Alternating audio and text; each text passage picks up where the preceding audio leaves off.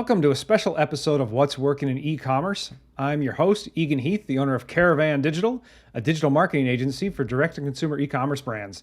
Today I'm joined by our pay-per-click expert, Jack Feldman. Jack, welcome. Hey, how's it going? Hey, good to have you back. Today we're talking about Google Smart Shopping.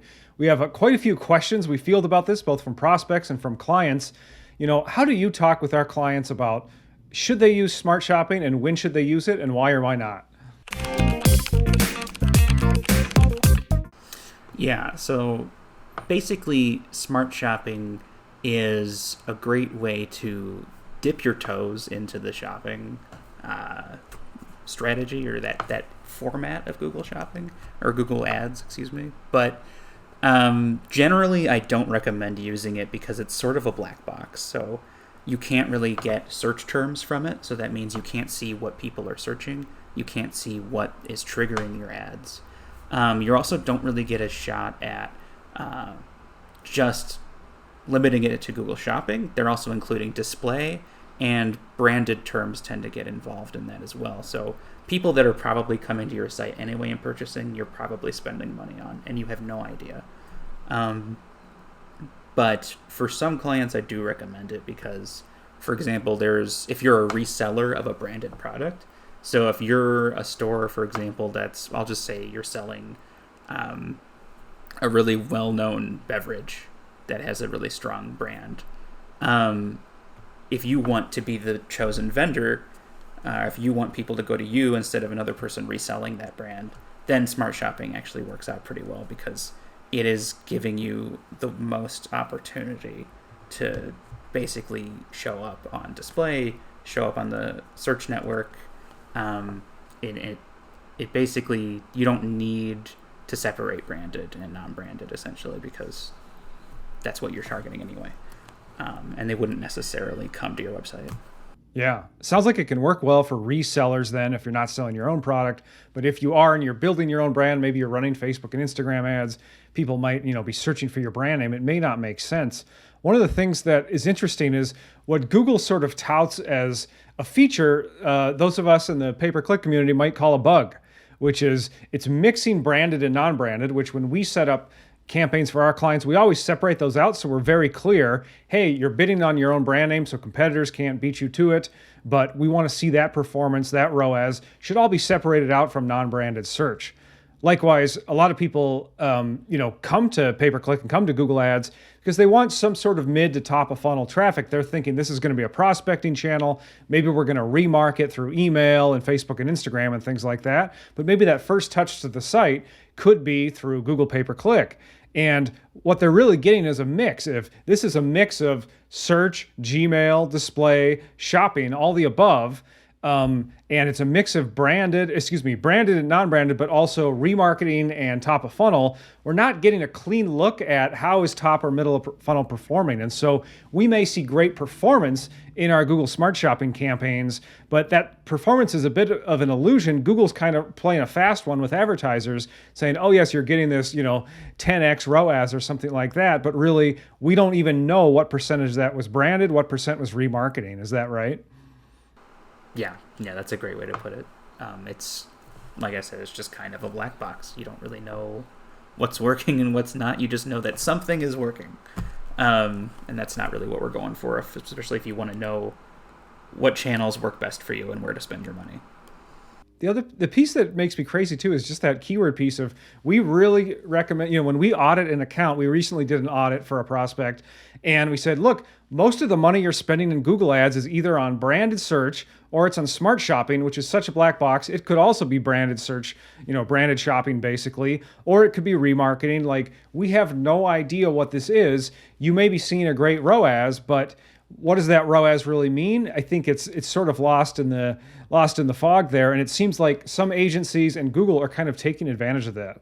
That's just my take on this though. I'm curious, how do you approach this? Is there anything else brands should be thinking about? Like, should everyone else be running standard shopping?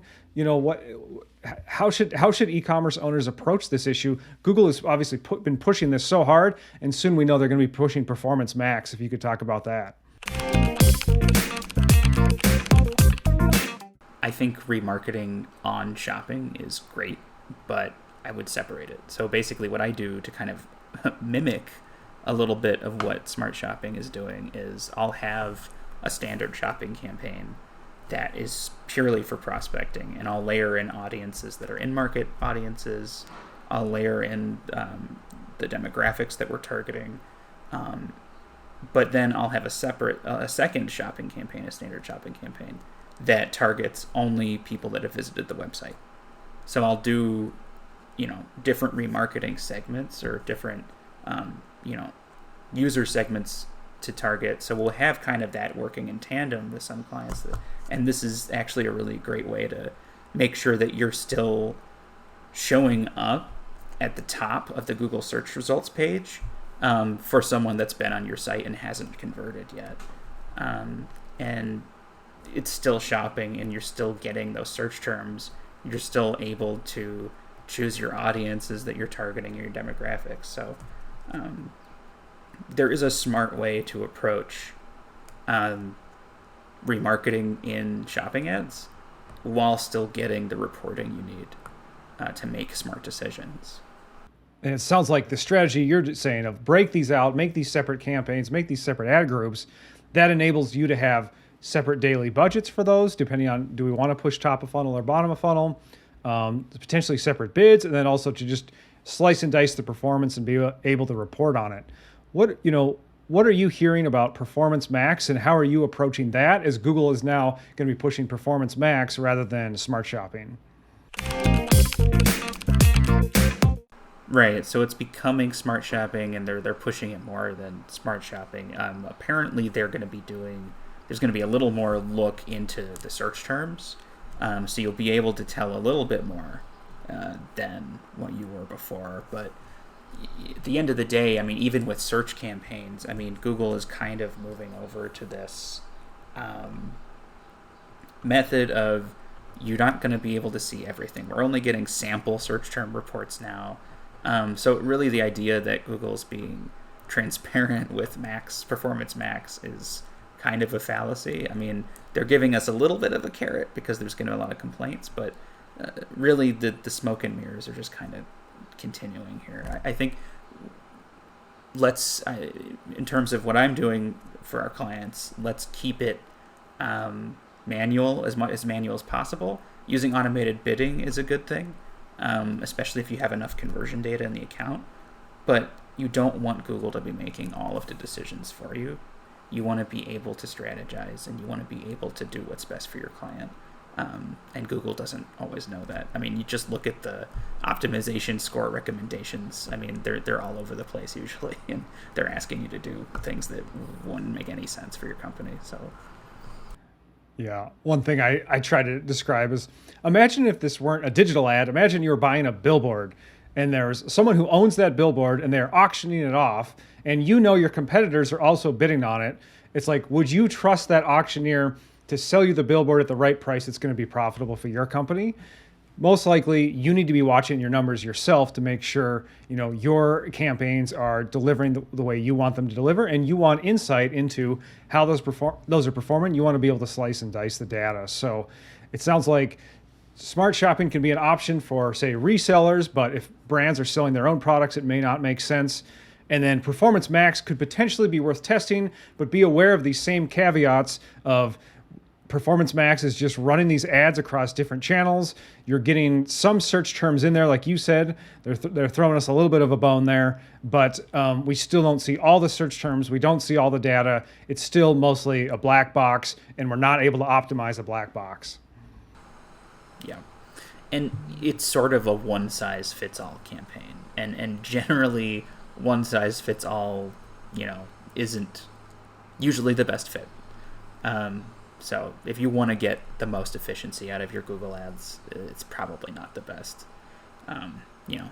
Things that are worth it are hard work, and this is not hard work. So beware of that free lunch. All right, Jack, thank you for coming on, sharing what's not working in e-commerce. I think as Google continues to push Performance Max even harder, I'm sure we'll have more episodes about that. But for now, that's our line. That's what we're guiding our clients around, and we just wanted to share that. So, Jack, thanks so much for coming on. Yeah, great to be here. Thank you.